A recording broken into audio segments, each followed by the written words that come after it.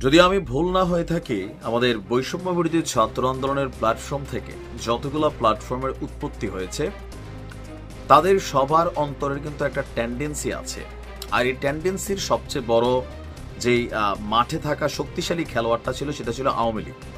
তো সবচেয়ে শক্তিশালী খেলোয়াড় হারকিউলিসকে যখন পরাজিত করে ফেলছে, তো বাকি যারা আছে তারা ভাবছিল যে হয়তোবা তাদের অবস্থানটা অনেক পজিটিভ হবে। কিন্তু গেল গতকালকে থেকে আপনি উপদেষ্টা মাহফুজ আলমের একটা স্টেটাসকে কেন্দ্র করে দ্বিতীয় একটা স্টেটাস দেওয়ার 3 মিনিট পরেই ডিলিট দেওয়া অসহায়ত্বের জায়গা ফুটে তোলা, শিবিরের খরচের খাতায় পড়ে যাওয়া, এরকম নানান বক্তব্য আসছে।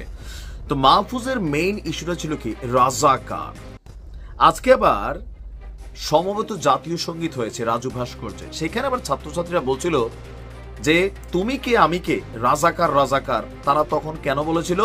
তারা 71 সালের যে পাকিস্তানের পন্থী বাংলাদেশে যে রাজাকাররা ছিল তাদের পক্ষে রাজাকার বলে নাই।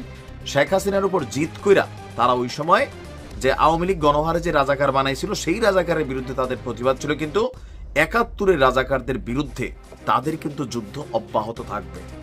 আর আজকে আপনি দেখেন বৈষম্য বিরোধী প্ল্যাটফর্মের আন্দোলনের আরেকজন নেতা, যিনি পরবর্তী সময় বাংলাদেশ গণতান্ত্রিক ছাত্র সংসদের কেন্দ্রীয় কমিটির আহ্বায়ক আবু বাকের মজুমদার, প্রধান একজন সমন্বয়ক ছিল, সে তার ফেসবুকে যে পোস্ট দিয়েছে, আসিফ যে পোস্ট দিয়েছে, অথবা অতীতে নাহিদের যে বক্তব্য যে জামাত ইসলামের রাজনীতি বাংলাদেশের মানুষ চায় না, এদের কেউ পছন্দ করে না, এদের ক্ষমতায় কেউ আনবে না।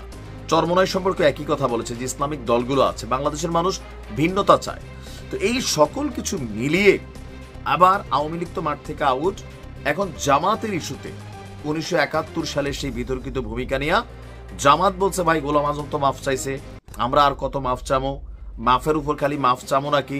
ছাত্ররা বলতেছে না, তোমরা যদি এবার রাজনীতি করতে হয় নতুন বন্দোবস্তে এগুলোর জন্য মাফ টাফ চাইতে হবে। এই নিয়ে কিন্তু রাজনীতির মাঠ উত্তাল। জামাত প্রচন্ড শক্তিশালী অবস্থানে আছে, যেখানে উপদেষ্টা মাহফুজ অসহায়, এমনটাই অনেকে মনে করছেন। এবার মাহফুজের পাশেই দাঁড়িয়েছে আবু বাকের মজুমদার।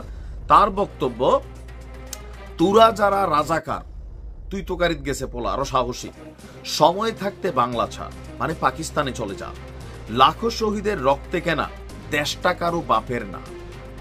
গোলাম আজম তুই রাজাকার, বাংলা কি তোর বাপ দাদার। এই যে গোলাম আজম যে রাজাকার, এটা প্রতিষ্ঠিতভাবে আওয়ামী লীগ প্রতিনিয়ত বলছে, বিএনপিও বলছে, বাট জামাত এখন পর্যন্ত রাজাকার হিসাবে গোলাম আজমকে মানতে চায় না। আবার অনেকে চুপচাপ থাকে। এই বক্তব্য দেওয়ার পরে এই যে আনাম আজমি, গোলাম আজমের ছেলে, তিনি আবার পাল্টাইকে স্ট্যাটাস দিয়েছেন। তো আমরা দেখছি এই পোস্টের পরপরই আরেকটি পোস্ট দিয়েছেন বাকের। তিনি বলছেন হাসিনাকে সরায়ে গোলাম আজমের জন্য আমরা জুলাইয়ে রক্ত দেনে। What is the meaning? হাসিনাকে সরায়ে গোলাম আজম তো জীবিত না, তার মানে গোলাম আজমের যে দলটা আছে বাংলাদেশ জামাত ইসলাম, এই জামাত ইসলামকে ক্ষমতায় আনার জন্য জুলাইয়ে রক্ত দেয় নাই। আবার বলা হচ্ছে আওয়ামী লীগ ধানের শেষ, একই সাপের 2 বিষ, নাকি 2 সাপের 1 বিষ, জানি না। তো তার মানে এখানে নতুন কোনো কিছু ছাত্ররা চাচ্ছে। আবু বাকের মজুমদার তিনি কেন্দ্রীয় সমন্বয়ক ছিলেন, তাকে কিন্তু ডিবি হারুন আতিথেয়ত করেছিল।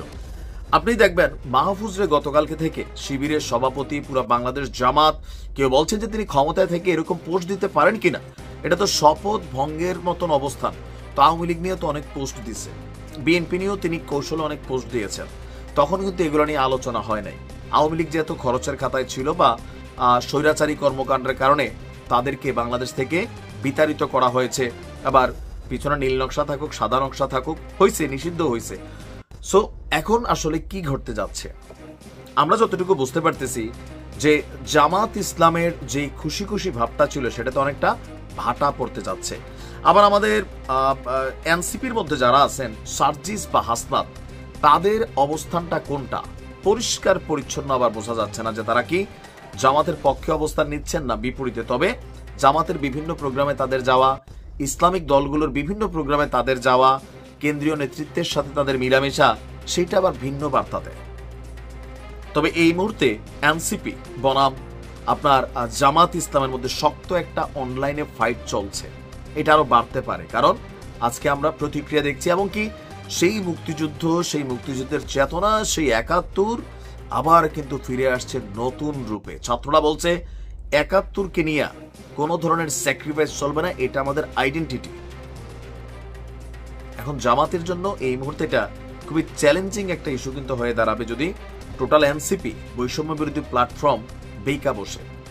এখন কিভাবে ম্যানেজ করবে, কি করবে, নাকি ছাত্ররা নিজেরাই আবার শান্ত হয়ে যাবে, যারা এই হুমকি ধামকি দিচ্ছেন তারাই নিজেরা ঠান্ডা হয়ে যাবে। কেউ কেউ বলছেন জামাত শিবিরের ব্যবহার কইরা পুরো আন্দোলন কইরা, এখন বাবা তোমরা জামাত শিবির চেনো না, তোমরা যেখানে আন্দোলনে গেছো 60 জন মানুষ যোগাইতে পারো নাই।